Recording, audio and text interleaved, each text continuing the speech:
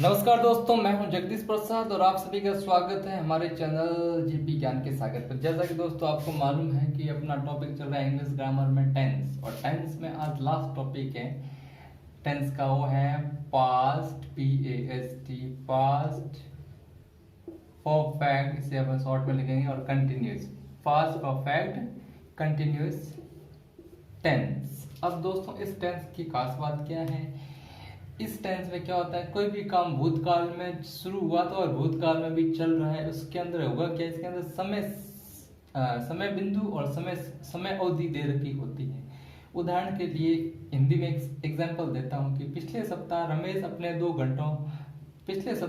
अपने खेत में 2 घंटों से काम कर रहा था। इनकी पिछले सप्ताह भूतकाल हो गया, गुजरा हुआ हो गया। अब 2 घंटों तक खेतों में काम कर रहा था, यानी कि लगातार काम कर ही रहा था, लेकिन समय अवधि थी कितने घंटों से कर रहा था? 2 घंटों से। अब समय अवधि में क्या होता है, समय अवधि निश्चित नहीं होती। क्यों नहीं होती? अब कौन से 2 घंटे, रात के, दिन के, दोपहर के, मंडे के, संडे के, इस तरह से ये होती है इसमें ये समय अवधि है। और समय बिंदु क्या है कि पिछले सप्ताह 9 जून से रमेश अपने खेत में काम कर रहा था, यानी कि 9 तारीख फिक्स हो गई, 9 जून, या जो भी डेट दे रखी होगी 2019, 18 जो भी है, इस तरह की डेट दे रखी हो तो समझ जाना कि समय बिंदु है, यानी कि निश्चित समय दे रखा होगा, इस दिन से वो काम कर रहा था। तो दोस्तों इस टेंस की हिंदी में पहचान है से रहा था या से रही थी, से रही थी, ऐसे शब्द आ जाए तो समझ लेना कि पास्ट परफेक्ट कंटिन्यूअस टेंस है। अब दोस्तों चलते हैं इसकी नेक्स्ट स्टेप पे। अगली स्टेप है दोस्तों इसकी, इस टेंस के अंदर हेल्पिंग वर्ब यूज होती है, HV जिसे लिखते हैं, वो होती है हैड, और हैड के साथ भी इनका यूज करना होता है आपको। और इस टेंस के अंदर वर्ब की फर्स्ट फॉर्म यूज होती है, वर्ब की फर्स्ट फॉर्म यूज होगी, और वर्ब की फर्स्ट फॉर्म में ING ऐड हो जाता है। फिर यूज होते हैं सिंस और फॉर। सिंस का यूज होता है दोस्तों पॉइंट ऑफ टाइम, समय बिंदु के साथ, पॉइंट ऑफ टाइम। और फॉर का यूज होता है period of time, PERIOD, period of time.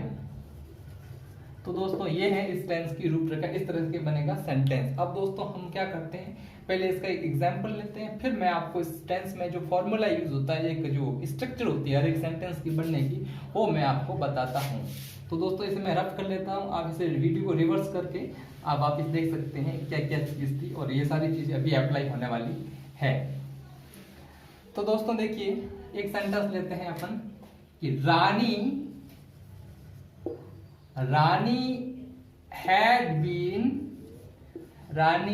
had been living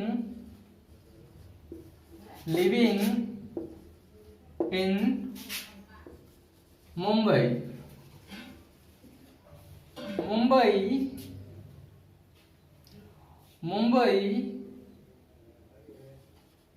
since 1990। रानी थी जो 1990 से मुंबई में रह रही थी।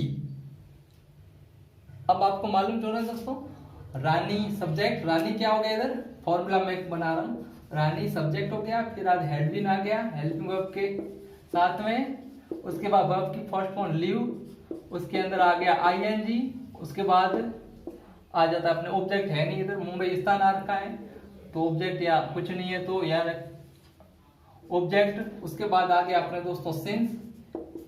अब दोस्तों यहाँ सिंस मैंने क्यों यूज किया, सिंस के बाद टाइम, तो दोस्तों रानी तो यहाँ सब्जेक्ट जो काम कर रही थी रहने का, उसके बाद हैड बीन वर्ब की फर्स्ट फॉर्म और ING, ये आपको मालूम है ऑब्जेक्ट दोस्तों यहाँ कुछ नहीं, क्योंकि ऑब्जेक्ट वो होता है जो काम सब्जेक्ट के द्वारा किया जाता है, तो ऑब्जेक्ट इधर कुछ नहीं, स्थान है मुंबई। अब दोस्तों यहाँ आया सिंस इसलिए आया कि 1990 क्या एक साल है, फिक्स साल, 1990 से वो मुंबई में रह रही थी, इसलिए यहाँ पर दोस्तों मैंने यहाँ पर सिंस का यूज किया है। उम्मीद करता हूँ ये सेंटेंस आपको समझ आ गया हो और फॉर्मूला भी समझ आ गया दोस्तों। फॉर्मूला क्या, सबसे पहले सब्जेक्ट, उसके बाद हैड बीन, उसके बाद वर्ब की फर्स्ट फॉर्म, उसमें ING ऐड करो, ऑब्जेक्ट लिखो यदि हो सेंटेंस में, उसके बाद सिंस का यूज, सिंस या फॉर का यूज करो, उसके बाद टाइम लगाओ, यहाँ मैं टिक कर देता हूँ टाइम। तो ये दोस्तों होता है स्ट्रक्चर किसी सेंटेंस बनने का। अब दोस्तों सवाल पैदा होता है कि यदि इस टेंस से रिलेटेड क्वेश्चन एग्जाम में आएंगे तो किस टाइप्स के आएंगे, उन्हें किस तरह से सॉल्व किया जाता है। दोस्तों चलते हैं इसकी नेक्स्ट स्टेप तक। तो दोस्तों वीडियो को थोड़ा आगे ले जाने से पहले आपसे गुजारिश है, यदि आप मेरे चैनल पे नए हो तो चैनल को सब्सक्राइब कर लीजिए और वीडियो को लाइक कर दीजिए और वीडियो को एंड तक जरूर देखना, नहीं तो आपको कुछ भी समझ नहीं आने वाला। अब दोस्तों चलते हैं इसके एग्जाम में आने वाले क्वेश्चन। तो दोस्तों यहां मैं लिख रहा हूं ही, ओके, ही लिख दिया मैंने दोस्तों। अब मैं यहाँ ब्लैंक कर दे रहा हूं, यहां मैं लिख रहा हूं हैड दोस्तों, और यहां ले रहा हूं मैं क्या, प्लेइंग। यहां मैंने ले लिया प्लेइंग। तो दोस्तों हेड ले लिया मैंने, प्लेइंग ले लिया। उसके बाद मैं ब्रैकेट को क्लोज कर लेता हूं और यहां मैं लिख देता हूं मैं क्रिकेट। क्रिकेट यहां मैंने दोस्तों क्रिकेट लिख दिया और यहां लिख देता हूं मैं फॉर लास्ट, यहां मैं लिखता हूं फॉर लास्ट 2 आवर्स और यहां मैं लिख देता हूं लास्ट वीक। अब दोस्तों यहाँ दिक्कत ये आती है, अब यहाँ क्या फिल होगा और कैसे फिल होगा। तो दोस्तों सेंटेंस को एंड तक देखना है।